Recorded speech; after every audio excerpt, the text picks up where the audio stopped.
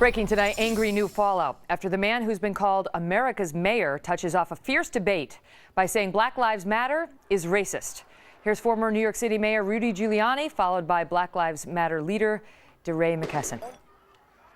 When you say Black Lives Matter, that's inherently racist. Well, I think their Black argument Lives Matter, white lives matter, Asian lives matter, Hispanic lives matter. That's anti-American and it's racist. So if you want to deal with this on the black side, you've got to teach your children to be respectful to the police. His statements remind us that he is both a disgrace to the country and an embarrassment. He is deflecting so that we are not engaged in a conversation about the abuses that the police inflict on communities of color time and time again. Want to bring back our panel, a special group tonight. All right, let me just start because I think Sergeant Ed Mullins, you may have some thoughts on this. NYPD Sergeants Benevolent Association. Rudy Giuliani's gotten a lot of pushback on this already. He's made similar comments in the past. Was he out of line with that comment? I think in the front. Being said is, I think Rudy's highlighting an issue that we see from law enforcement, and we could look at Chicago, we could look at the city of Baltimore when we see the riots and burning down your own community from the perspective of all lives matter. See, as law enforcement, all lives do matter. And Rudy's saying that, and we're going to talk about, Black Lives Matter. We should be talking about how everyone's life matter. The clip you played in the very beginning of the shooter in Dallas, his dad, if you have children, whether we agree with what he did or not, there's a father who's heartbroken right now for what his son did. And you can take that man and translate him into the families of the police officers, the families of the individuals that were shot in Louisiana and Minnesota, or anyone who's had a child that was murdered. We've had dozens and dozens of children in the city of Chicago under the ages of 12 years old that were murdered. And we're not talking about that. Well, that's what Mayor Giuliani was saying. Black Lives Matter. Mayor Giuliani was saying that Black Lives Matter only cares when the black life that's taken is taken by a white police officer. That was his point. Okay, in the back. Go ahead, Pastor Mark Burns. Yes.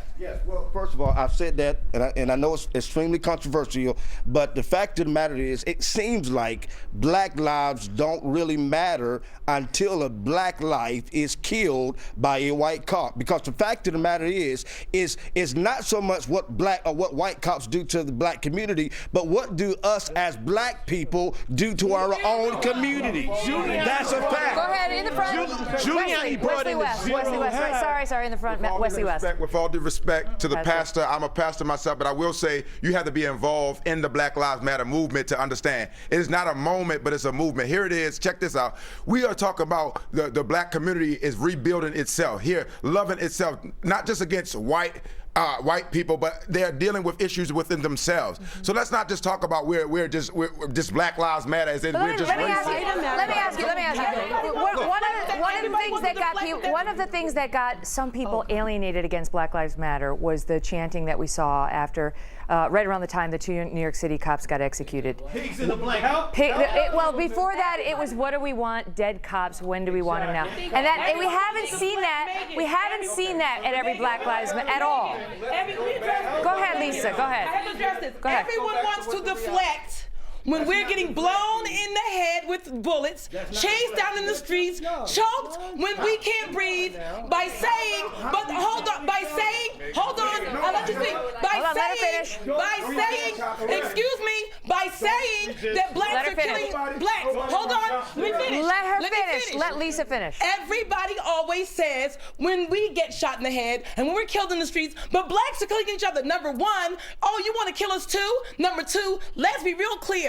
Racism and murder in your community is intraracial. 87% of all the white murders happen in the white community, perpetrated by whites. It's no different than our community, but you just see us on TV doing it. All communities murder each other. It's intraracial. So don't try to deflect. Go ahead, in the back. Don't try to deflect.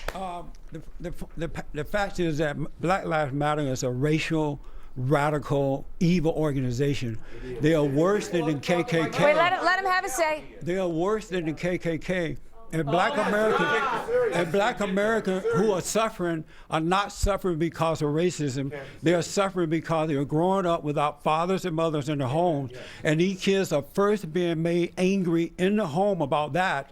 And rather than dealing with that anger, Let him finish. Let him finish. Go ahead. Keep making rather than dealing with that anger, they go out into the community and they have people like Jesse Jackson and the NAACP, Barack Obama and others telling them it's the white man.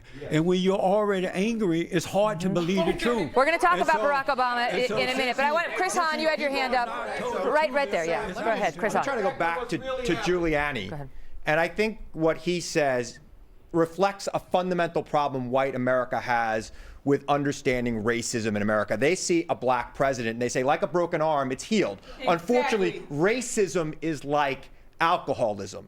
It is there under the surface. It is always there.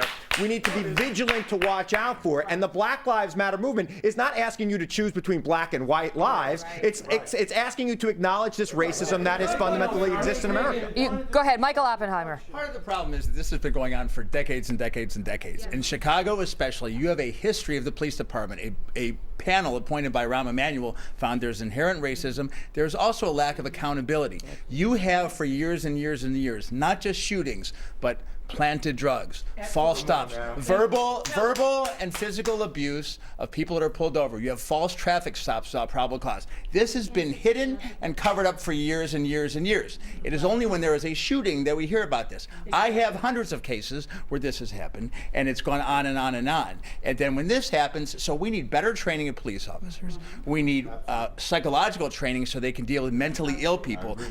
Recently, a person was shot swinging a bat far away from a police officer. Okay. And then we'll talk about whether anything needs to happen, with the constituents, with the crime rate, with the fatherless families, whether that plays any role, as we just heard, alleged. Wait, and we'll do that right after this commercial break. We've got to pay the bills. We're also hearing some sharp new questions tonight about President Obama and how he's handled this issue. Britt Hume had some strong words for President Obama tonight. That's next. He has made his sympathy for the Black Lives Matter movement obvious, and never mind that the whole premise of that movement seems to be fallacious.